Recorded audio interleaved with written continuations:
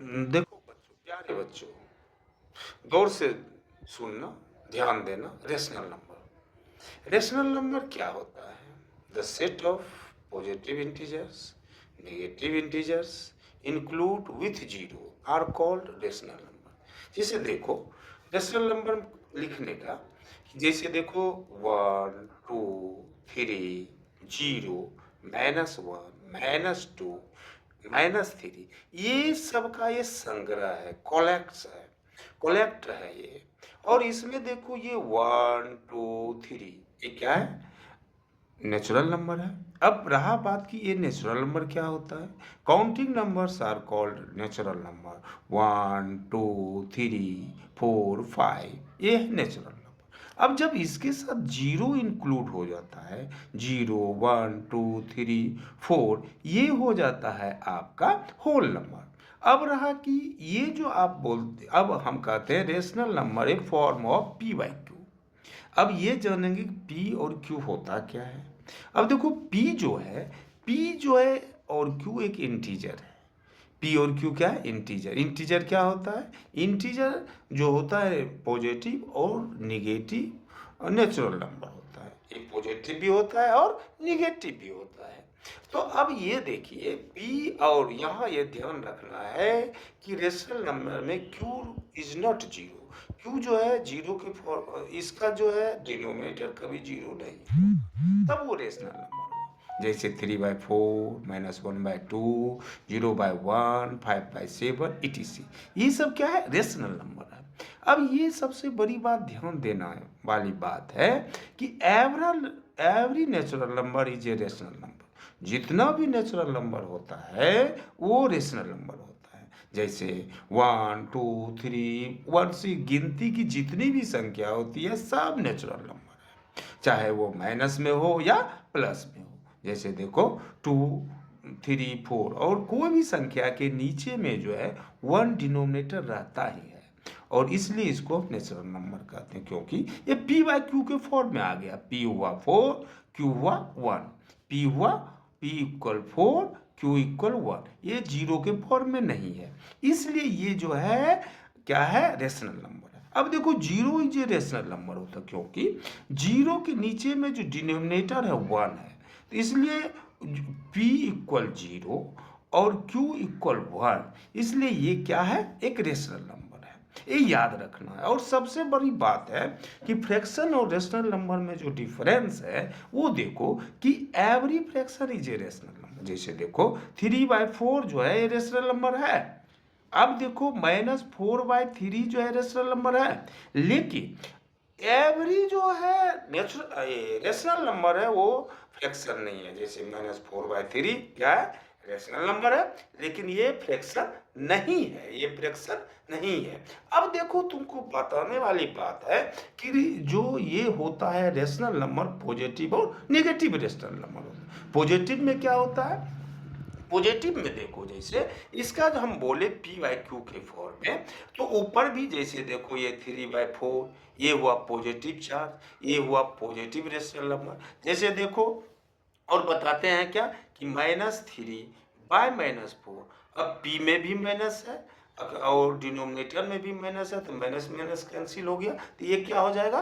Positive rational number कहते हैं। यदि दोनों में निगेटिव है तो ये क्या हो जाएगा? Positive rational number. और दूसरा क्या होता है? Negative rational number. इसमें देखो यदि डिनोमिनेटर में अगर माइनस है तो ये निगेटिव रेशनल नंबर हो गया। यदि देखो जैसे 4/-7, यदि किसी न्यूमरेटर या डिनोमिनेटर किसी एक में निगेटिव है तो वो क्या हो जाएगा? Negative rational number. ये समझे बात?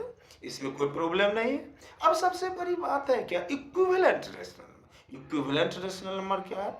अभी आपको प्यारे बच्चों मैंने बताया कि रेशनल नंबर जो है p/q के फॉर्म में होता है। जितना आप ऊपर से मल्टीप्लाई कीजिएगा, मान लो x को ऊपर से मल्टीप्लाई किए और फिर इसको डिनोमिनेटर ऊपर में और नीचे माने डिनोमिनेटर में मल्टीप्लाई किया x को और डिनोमिनेटर में, तो ये हो गया इक्विवेलेंट फ्रैक्शन।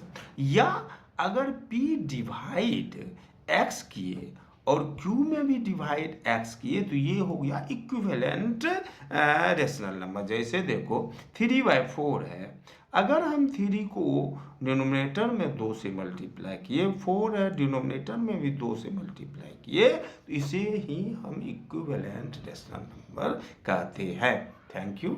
इस वीडियो कैसा लगा आप फिर हमको बता रहे हैं। स्टैंडर्ड फॉर्म प्यारे बच्चों, स्टैंडर्ड फॉर्म ऐसे समझो कि जो रेशनल नंबर रहता है उसको हम छोटा से छोटा रूप में कैसे कर सकते हैं, मैंने कटान जो हम कटाते हैं एक अंक से ऊपर या नीचे को, वही है। जैसे कि देखो रेशनल नंबर मान लिया जाए है 35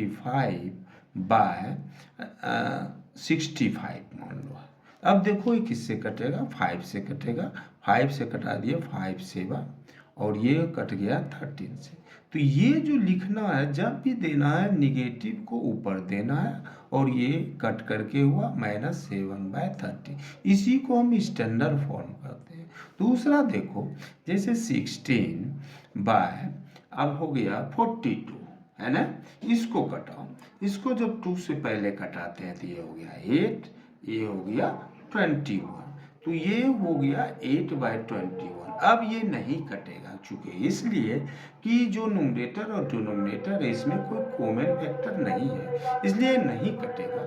इसलिए यही हुआ कंपैरिजन ऑफ रेशनल नंबर के बारे में। प्यारे बच्चों ध्यान से सुनो, इसका क्या मतलब हुआ कि ये जो रेशनल नंबर, 2 रेशनल नंबर होता है, इसमें कौन बड़ा है, कौन छोटा है, कौन इक्वल है, इस सबसे देखो जो हम लोग पढ़ते आ रहे हैं, जो पढ़े भी थे, सबसे जो इसमें अच्छा फैक्टर है जिससे हम पता तुरंत लगा लेते हैं, वो बात बताते हैं। जैसे देखो 3/4 और कंपेयर करना है 4/6 को 4/5, तो ये क्रॉस मल्टीप्लिकेशन कर लेते हैं।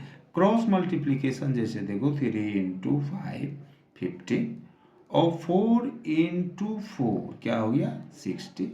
तो अब हम कह सकते हैं कि यहाँ पे ये हो गया 15, ये हो गया 60, तो 15 जो है इसका वैल्यू कम है 16 के बनिस्बत, तो 15 लेस देन 16, तो सो दैट 3/4 जो है लेस देन हो गया 4/15। इससे अच्छा तरीका कोई नहीं है, क्रॉस मल्टीप्लिकेशन आप कर दो जैसे मैंने किया 3/4 को और 4/4 को, तो इससे पता लग जाता है कौन छोटा है कौन बड़ा है। वैसे बताने का तो बहुत है, किसी का डिनोमिनेटर बड़ा होता है या किसी का नोमिनेटर बड़ा होता है, सेम होता है, एलसीएम लेते हैं, लेकिन सबसे सटीक तरीका जो है इससे कोई सटीकता है। जैसे देखो दूसरा -1/2 अगर है -3/4 में ये भी 1 × 4 किए तो ये क्या हो गया -4 हो गया, ये 2 × ये तो -6। अब तुम जानते हो जिसका माइनस जितना छोटा होता है वो उतना बड़ा होता है, इसलिए यहाँ पे -4 क्या है ग्रेटर देन है -6, इसलिए -1/2 जो है ग्रेटर देन -3/4। यही कंपैरिजन ऑफ रेशनल नंबर। इससे अच्छा तरीका, अच्छा जो सॉल्यूशन आपको कहीं नहीं मिलेगा, इसलिए इसको अच्छा से समझिए। Thank you.